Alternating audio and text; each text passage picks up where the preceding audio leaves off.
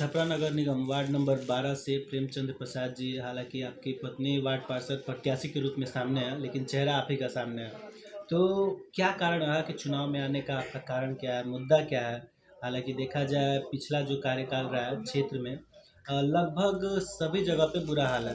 चाहे हम बात करें नल जल से लेके नली गली या फिर अन्य जो भी योजना है, उन तमाम योजनाओं का वही हाल है। यानी विकास के मामले में हमारा छपरा नगर निगम आज भी पीछे है। तो वार्ड पार्षद पद से चुनाव लड़ रहा है, क्या मुद्दा है, किस सोच के साथ इस बार चुनावी मैदान में आया है? हालांकि इन तमाम मुद्दों पर हम आगे चर्चा करेंगे, लेकिन सबसे पहले बहुत बहुत स्वागत है आपका हमारे चैनल पे। धन्यवाद। जी, तो चुनाव में आने का कारण क्या है, मुद्दा क्या है? मेरे चुनाव में आने का मुख्य मुद्दा यह है कि जो वार्ड पार्षद का चुनाव होता है, इसमें व्यवसायीकरण का प्रवेश हो चुका है। व्यवसायिक लोग ही इसमें आ रहे हैं पार्षद के रूप में, और ये सिर्फ काम करना नहीं, कमाना जानते हैं। मेरा मुख्य कार्य होगा कि वार्ड को आदर्श राज्य बनाना, आदर्श वार्ड बनाना। और आदर्श वार्ड बनाने के लिए सबसे काम है कि इसमें शिक्षा, स्वास्थ्य, जल और बहुत सारी सफाई स्वच्छता के बारे में, स्वच्छता का काम करना, ये मेरा मुख्य मुद्दा रहेगा। तो क्षेत्र के विकास को लेकर अगर हम बात करें वार्ड नंबर 12 में, तो पिछला जो पाँच वर्ष रहा है वो क्या स्थिति है क्षेत्र का? हमारे वार्ड का स्थिति बहुत ही नारकीय है, और ऐसा हाल है कि जितने गरीब दबे कुछ लोग हैं, उनके मोहल्ले में बहुत गंदगी फैली हुई है। उस गंदगी को देख करके ऐसा लगता है कि वार्ड में कुछ कार्य नहीं हुआ है। और पिछले 5 सालों से जो कार्य हो रहा है, उससे वह यहाँ की जनता बहुत ही त्रस्त है।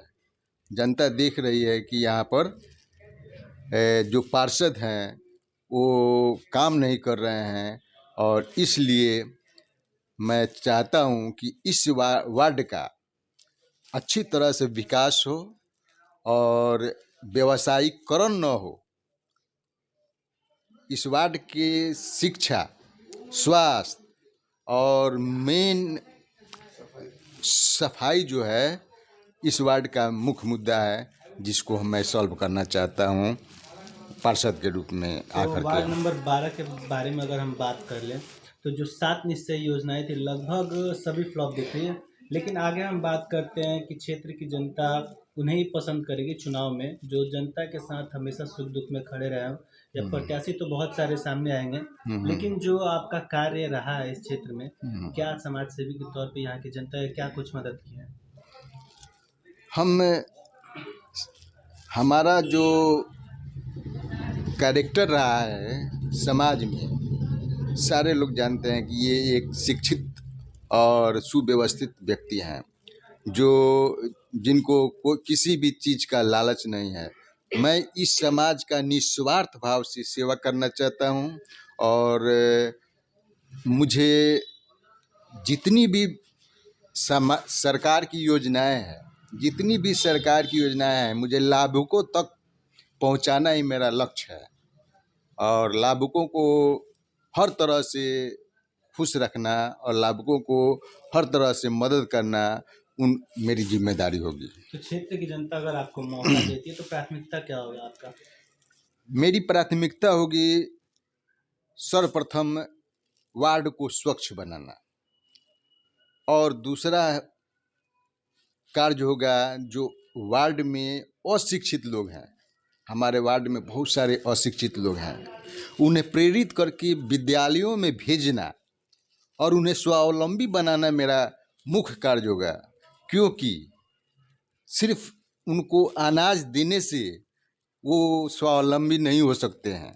चावल और गेहूं का वितरण तो होता है, लेकिन वो स्वावलंबी नहीं हो सकते जब तक उनको शिक्षित करने का हम कार्य नहीं करेंगे, उनको शिक्षा के प्रति प्रेरित करने का कार्य नहीं करेंगे, तब तक समाज का विकास नहीं होगा और समाज का उद्धार नहीं होगा। तो इसलिए एक चीज़ और हम बात करें जो कि लगभग सभी चुनाव में देखने में आता है कि जातीय समीकरण, क्या उसका इफेक्ट यहाँ पड़ेगा?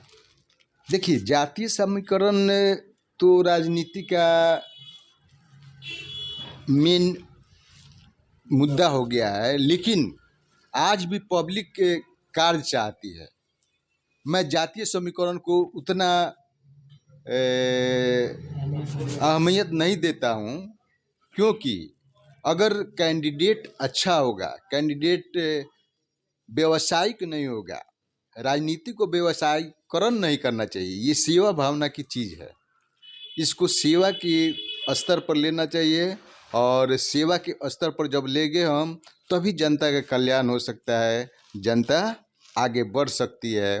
और हम अपने वार्ड को या अपने इस जिले को या राज्य को या देश का विकास तभी कर सकते हैं जब हम जनता को आगे बढ़ाएंगे, जनता को शिक्षित करेंगे। और जनता को अशिक्षित करके हम सिर्फ वोट लेने का काम नहीं करेंगे, नहीं तो जनता के अशिक्षित कर करके सिर्फ वोट लेने का कार्य हो रहा है। तो आगामी चुनाव को लेके क्या अपील करना चाहेंगे जनता से? मैं जनता से यही अपील करूंगा कि आप समझदारी से, स्वेच्छा से आप देखें कि कौन उम्मीदवार सही है, कौन उम्मीदवार अच्छा है, शिक्षित है, सुयोग्य है, जो आपके कार्यों को सही ढंग से करे, उसको आप चुनाव में जिताने का प्रयास करें।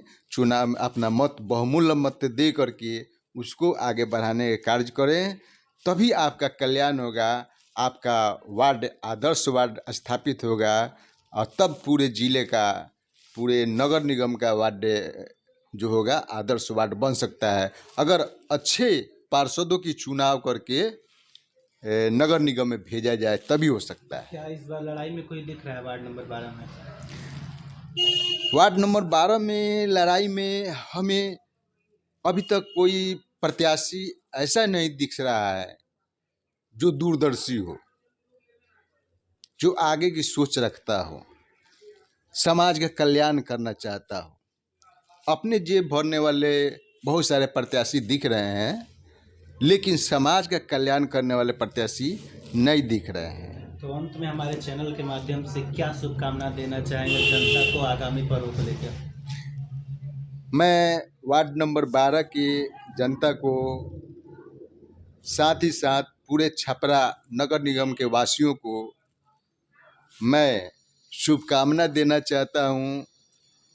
होली और शब-ए मेराज तथा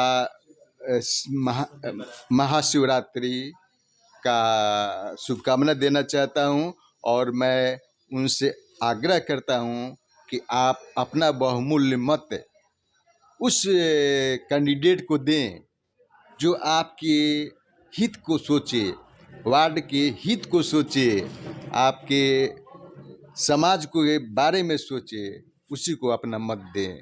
इसी के जी, बहुत हाँ।